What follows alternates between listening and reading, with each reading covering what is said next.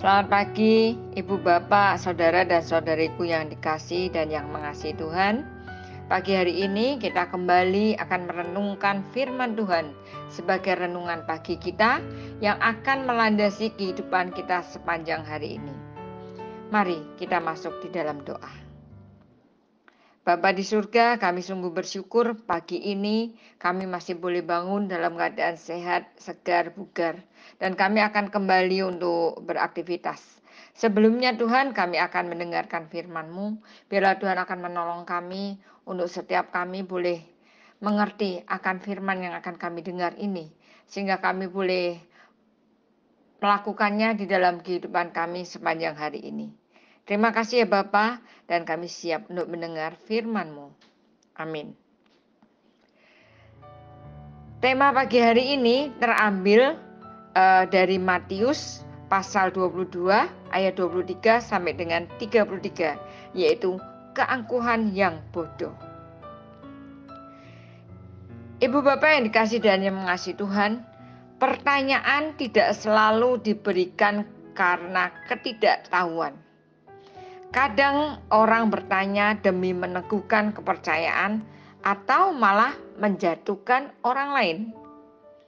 Inilah yang dilakukan oleh beberapa orang Saduki, yaitu dia adalah musuh kaum Farisi Yahudi elit, yang tidak percaya akan kebangkitan orang mati.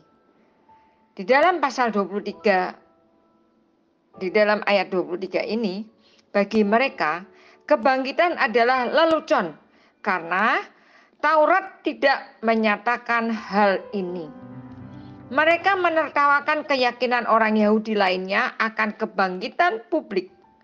Mereka mengajukan pertanyaan yang menjelekkan konsep kebangkitan dengan isu pernikahan levirat. Seperti di dalam ayat 24 sampai dengan 28 ya. Nanti Ibu Bapak bisa baca. Mereka berpikir bahwa mereka sudah di atas angin dan tidak ada yang bisa melawan mereka. Namun, dalam sekejap, Yesus mempermalukan mereka. Keangkuhan mereka membudakkan diri mereka karena Taurat jelas-jelas mengajarkan kebangkitan orang mati. Jika Allah telah mengikat perjanjian kekal dengan Abraham, Ishak, dan Yakub, tetapi tidak ada kebangkitan orang mati, perjanjian kekal tidak akan berarti. Bisa dibaca di dalam ayat 31 sampai dengan 32. Di sini jelaslah Allah Israel adalah Allah orang-orang hidup, bukan orang-orang mati. Inilah yang Yesus tegaskan. Saudaraku, Allah juga menjanjikan kebangkitan tubuh bagi manusia. Setiap orang yang bangkit akan menjadi seperti malaikat. Memang tidak ada pernikahan di dunia yang akan datang. Tetapi bukan berarti cinta itu sirna. Sebab cinta justru akan menjadi sempurna di dalam kasih persaudaraan yang melampaui ikatan suami istri dan hubungan darah. Saudaraku, jawaban Yesus membuat mereka yang merasa superior tampak seperti orang bodoh. Mereka merasa direndahkan dan dihina. Mereka diam di dalam kebencian dan keinginan untuk membunuhnya, yaitu membunuh Yesus. Janganlah menjadi angkuh dan takabur, saudaraku. Sebab sikap inilah yang membuat kita hanya mau mendengarkan apa yang kita mau dengar. Hal ini juga membuat kita merasa superior, sehingga membutakan kita dari ketidaktahuan dan kebodohan kita. Keyakinan dan kebanggaan diri yang begitu mengasihkan dapat membuat manusia tidak mampu lagi melihat kebenaran, kasih, dan karya penebusan Kristus yang sempurna. Hati-hati Ibu Bapak yang dikasihi oleh Tuhan. Pada masa kini banyak pengajaran yang semakin menjamur melalui medsos media sosial. Yang mendengarnya pun semakin bingung untuk menyimpulkan mana yang baik dan mana yang benar, yang akhirnya akan ditelan saja tanpa dipahami, tanpa dianalisa, dan sebagainya.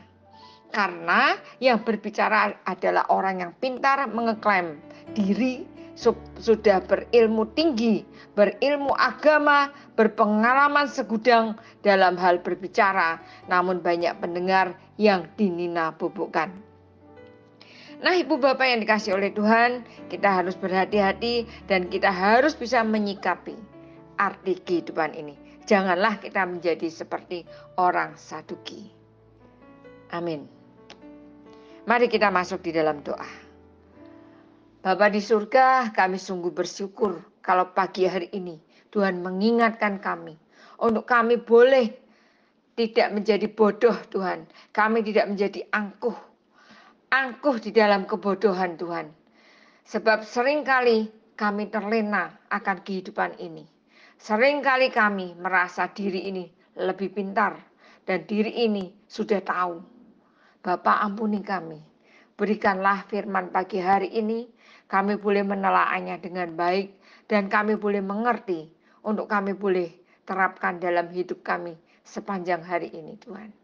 Terima kasih Bapa. Kami ingin menyerahkan kehidupan kami hari ini ke dalam tangan kasih Tuhan.